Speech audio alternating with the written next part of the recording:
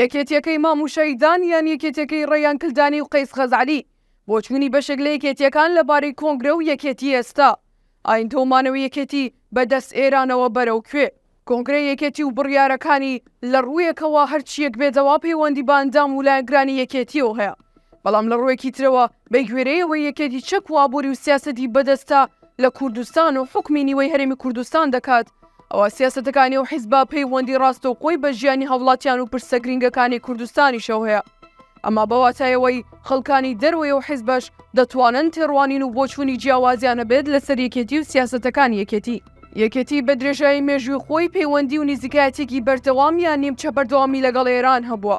ئەم پەیوەندیە بە حکمی جوگرافیا و هاوسەنگی هێز و نەبوونی دەوڵەت و چەندین هۆکاری تر دەکرێت لە ڕوویەکەوە باسایی وەری بگرین و بەڵکو ناچاریش بووە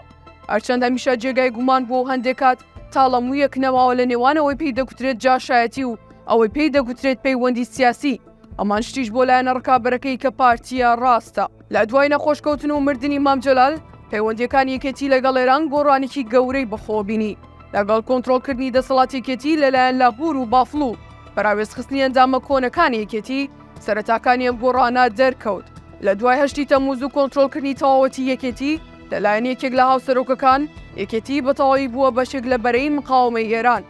هۆکاری سەرەکیش بووەمە بۆ ململانەکەی نێوان هەردوو هاوسەرۆکەکە دەگەڕێتەوە بافڵ پێی وابوو بەبێ ئێران ناتوانێت زاڵ بێت بەسەر لاهوردا و هەموو یەکێتی کۆنتڕۆڵ بکات ئەگەر لەسەر دەمی مام جەلالدا یەکێتی حیزبێکی نزیک لە ئێران بوو بێت یان حیزبێک بوو بێت کە ژموونی ئێرانی بەسەرەوە بووە لە دوای مام جەلال ئیتر یەکێتی گونجاو نییە بڵێن حیزبێکە لە ژێرە ژموونی ئێران بەڵکو بووە بە ئامڕازێکی ئێران و بەشێکە لە سیاسەتی ئێران ئەم گۆڕانکاریە لە پەیوەندی یەکێتی و ئێران گەیشتووەتە ئاستێک نەک تەنیا ئێران و خەڵکانی دەرەوە یەکێتی باسی دەکەن بەڵکو فدیان دامانی یەکێتی ئاماژەی پێدەکەن وەلا بەختیار باشکراو بە بێناوهێنانی ئێران ئاماژەی پێکرد لاهور هەرچەند خۆی سەربەباڵی ئێران بوو دوای لابردین لە چەند جەیەکدا ئاماژەی بۆ بابەتە کردووە ئەم دوو کەسایەتیە باشکرا ئاماژەیان پێکرد وەگەرنا دەیان کادروەندام یەکێتی باز لەو بابەتە دەکەن بەڵام ناتوان باشکرا بەیانی و بابەتە بکەن 16 ئۆکتۆبەر یەکێک بوو لە دەرکەوتەکانی و گۆڕانکاریە یەکێتی کۆنەکە بە نوێنەرایەتی کۆترەت ڕەسوڵ و نەجمەدین کەریم کەوتنە بەرەی دژ بە یەکێتیە نوێیەکە یەکێتیە کۆنەکە باشکرا یەکێتی نوێیان بەدارە دەستی ئێران وەسف کرد پرسێکی تر کە زۆرینەی ئاگای لێ نەبوو یان بایەخی پێنەدا بریتی بوو لەوەی لە کاتی شۆڕشی ژینادا ئێران نەیتوانی ڕێ لە خۆ پیشاندانەکان بگرێت لە تاران و قوڵ و مەشەد بەڵام توانی لە سلێمانی لە ڕێگای یەکێتیەوە ڕێگا لەوانە بگرێت کە خۆ پیشاندانیان دژی کۆماری ئیسلامی ئێران کردو ئاسۆزیان بۆ شۆڕشی ژینا دەربڕی ئەما تەنیا دوو نمونەی زەق واشکران ئەگەرنا چەندان نمونەی تر هەن لا کۆنگرەی پێنجەمی حیزبەکە بەڕوونی دەرکەوت یەکێتی هەموو سەروەری و سربەخۆیەکی لەدەستداوە و بووە بە گروپێک کە تەنیا پشت بە ئێران دەبەستێت بۆمانەوە کردنی یەکێتی بە موڵکی بافڵ تاڵبانی کە ئەویش خۆی موڵکی ئێرانە نمونەیەکە بۆ ئەو گۆڕانکاریەی کە باسمان کرد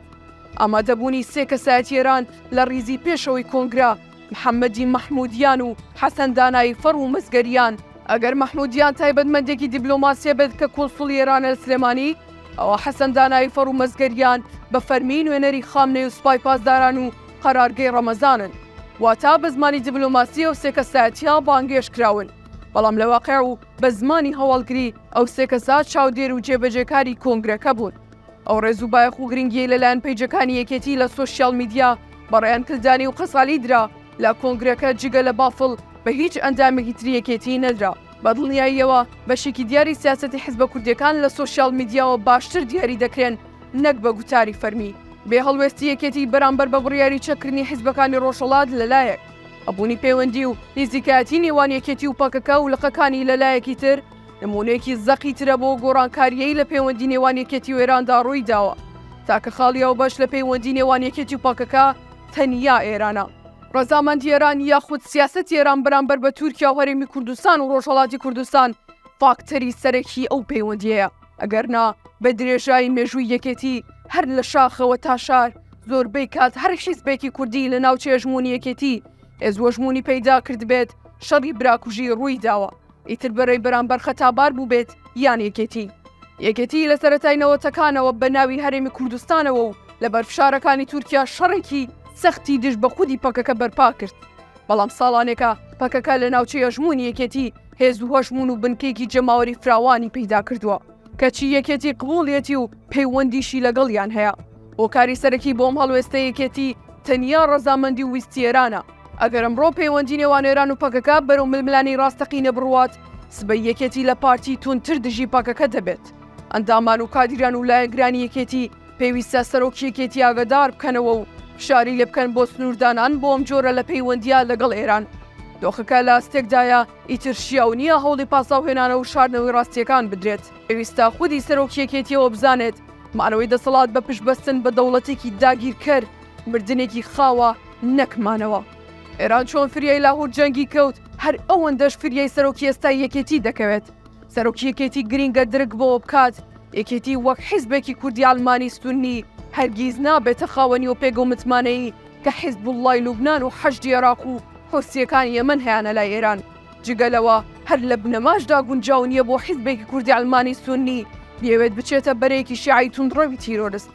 ئەو بەرەیە ئەگەر بۆ ماوەیەکی کاتی ژاوکاری بافڵ و یەکێتی بکەن، ئەوە تەنیا بەکارهێنانێتی دژی کورد و هیچی تر. لە ئێستادا میدیا فەرمیەکان و سۆشیال میدیاکانی یەکێتی بە تایبەتەوانی سەرۆکی یەکێتی گەیشتونەتە ئاستێک کە بەڕوونی دیارە ڕەخنەگرتن لە حەج و عێراق دەغە کراوە. باشترین نمونە بۆ تێگەیشتن لە تێڕوانی نێران و بەرە تیرۆریستیەکەی ئێران بۆ یەکێتی ڕۆڵ و هێز یەکێتیە لە کەرکووک لە پێش و پاش 16 ئۆکتۆبەردا. ئایا کامیان باشتر بوون بۆ یەکێتی؟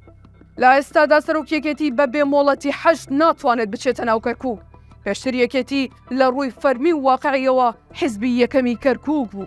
ئەگەرم سیاسەتە یەکێتی بەردەوام بێت، ئەوەی ئێران بەسەر یەکێتی و باڵی دەهێنێت لە ئایندەدا هەرگیز پارتی و لاهوریش ناتوانن بیکەن. یەکێتی لە ئێستادا تەنیا ئەمڕازێکی ئێرانە بۆ سازش پێکردن بە پارتی بۆ لێدان لەسەر بەخۆی و سەروەری هەرێمی کوردستان. هەرکە ئێران گەیشتەوە ئامانجا، ئەوە نە هەرێم و نەیەکێتیش نامێننەوە. ئەو کات دژە تیرۆری یەکێتی و هێزەکانی هەفتای یەکێتیش دەبێت یا چەک بکرێن یا ببنە بەشێک لە حەشت. هەمووان بینیمان کە پارتی سازشی کرد و سەرۆکی حکوومەت چوو بۆ بەغدا بۆ ڕادەستکردنی نەوتێرم.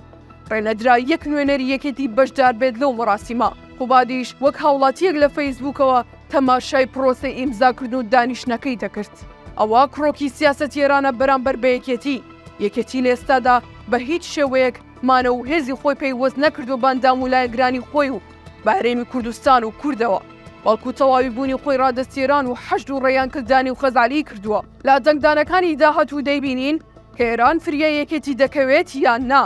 چمانایەکی تایە داوا لە دەنگدەری کورد بکرێت دەنگ بە یەکێتی بدات، چونکە بەشێکە لە بەرەی مقاومەی ئێران. دەنگدەری یەکێتی دەبینێت کە ڕێیانکردانی و خەزالی سەدان ئەوەندەی ئەندامە کۆنەکانی یەکێتی